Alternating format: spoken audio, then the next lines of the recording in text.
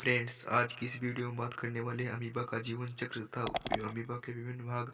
तो हम बने रहिए इसी चैनल पर। आज अमीबा के बारे में सारा हम जानेंगे। क्या है अमीबा का जीवन चक्र?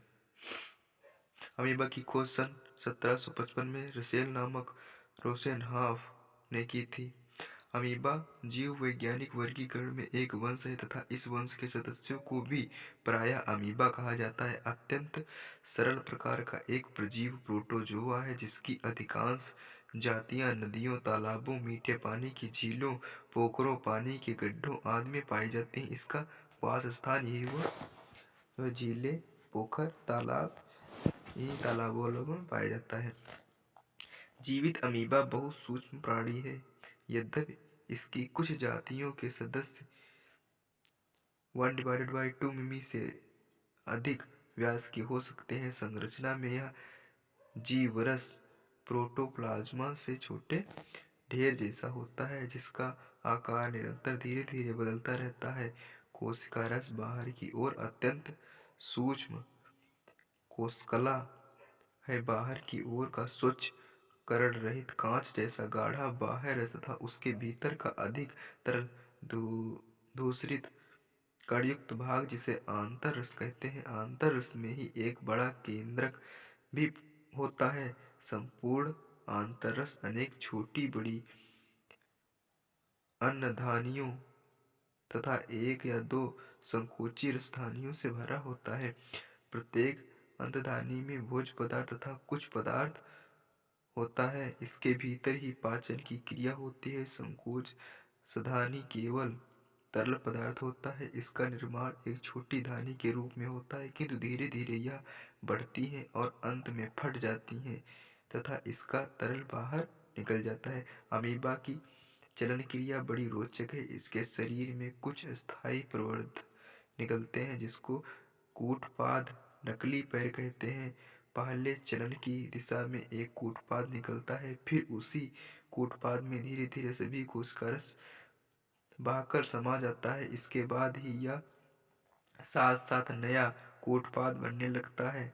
हाइमन मास्ट आदि के अनुसार कूटपादों का निर्माण कोशिका रस में कुछ भौतिक परिवर्तनों के कारण होता है। शरीर में पिछले भाग में कोषारस गाढ़े गोद की अवस्था जेल स्थिति में परिवर्तित होता है और इसके विपरीत अगले भाग में तरल स्थिति जेल से अधिक गाढ़ा होने के कारण आगे बढ़ने वाला जेल कोशिका रस को अपनी ओर खींचता है।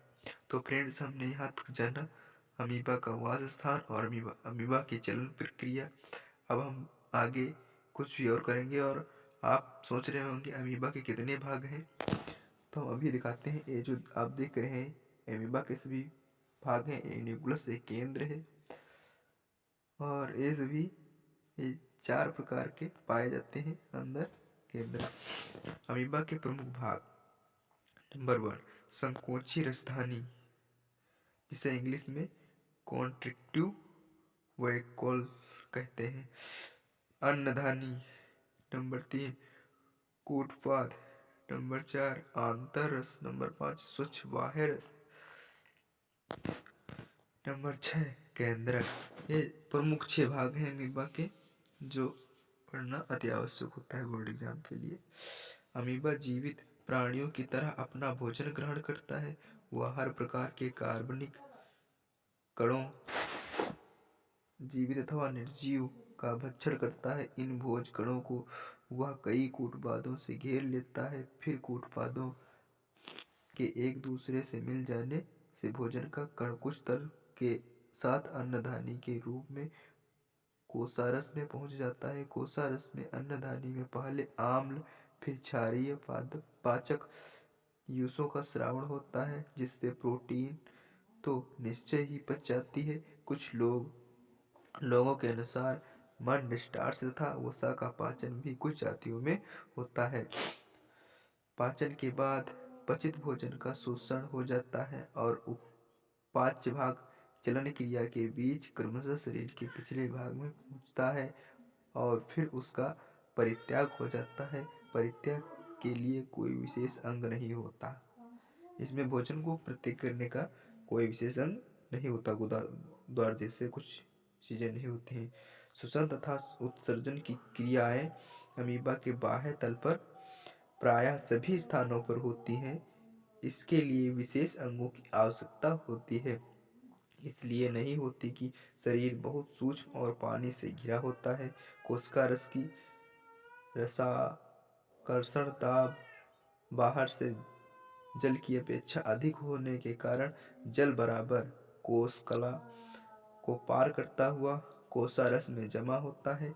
इसके फलस्वरूप शरीर फूलकर अंत में फट जाता है। अतः जल का यह अधिक एक दो छोटी धानियों में एकत्र होता है। यह धानी धीरे धीरे बढ़ती है तथा एक सीमा तक बढ़ जाने पर फट जाती है और सारा जल निकल जाता है। इसीलिए इसको संकोची धानी भी कहते हैं। इस प्रकार अमीबा में रसास्करण नियंत्रण होता है। तो हमने यहाँ तक जाना अमीबा का जीवन किस तरह से चलता रहता है। अब हम इसके आगे कुछ थोड़े से वर्ड यूज करेंगे अमीबा के बारे में, जो ही काफ़ी इम्पोर्टेंट होता है 12th एंड 10th के लिए। और अमीबा ऐसी कोई क्लास नहीं है साइंस की जिसमें अमीबा न दिया हो। क्लास 8 से क्लास 12 तक तो अमीबा मिलता ही है। उसके बाद में हमें अमीबा के छोटे छोटे भाग और उनके बारे में बहुत कुछ पढ़ने को मिलता है अमीबा के बारे में, तो इसे स्किप करना उचित नहीं होगा। अगर आप इस सभी बातों को समझ रहे हैं तो आगे डिस्कस करते रहिए। हम किस तरह से आगे डिस्कस कर रहे हैं, तो स्टडी पर ध्यान दें। अब हम कुछ प्रजनन के बारे में पढ़ेंगे। प्रजनन के पहले अमीबा गोलाकार हो जाता है। इसका केंद्रक दो केंद्रकों में बढ़ जाता है और फिर जीवरस भी को खींचकर बढ़ जाता है। इस प्रकार एक अमीबा से विभाजन द्वारा दो छोटे अमीबे बन जाते हैं। संपूर्ण क्रिया 1 घंटे से कम में ही पूर्ण हो जाती है। मतलब इतनी जल्दी अमीबा का जनन हो जाता है और वो 2 भागों में बढ़ जाता है फूलकर गोलाकार हो करके। बस सीधी सी बात है। प्रतिकूल ऋतु आने से पहले अमीबा अन्नधानियों और संकोची धानी का परित्याग कर देता है और उसके चारों ओर एक कठिन पुटी शिष्ट का आवेष्टन तैयार हो जाता है, जिसके भीतर वह गर्मी या सर्दी में सुरक्षित रहता है। पानी सूख जाने पर भी पुटी के भीतर का अमीबा जीवित बना रहता है।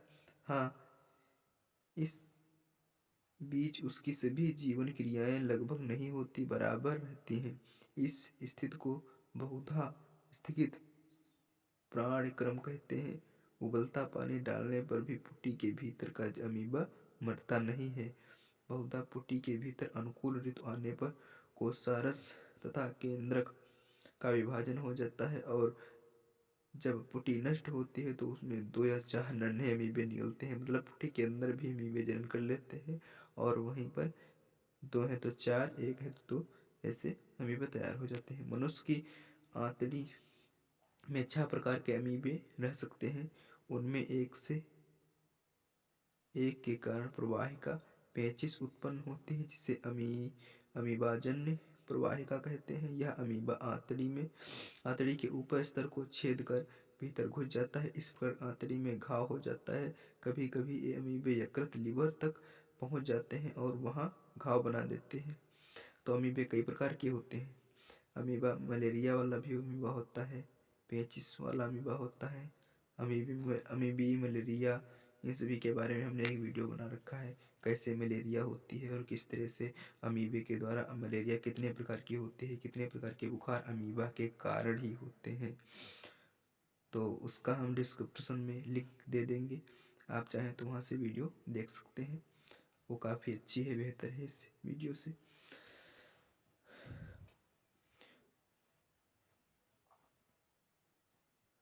बहुत ही हानिकारक होते हैं अमीबे और बहुत ही लाभदायक होते हैं।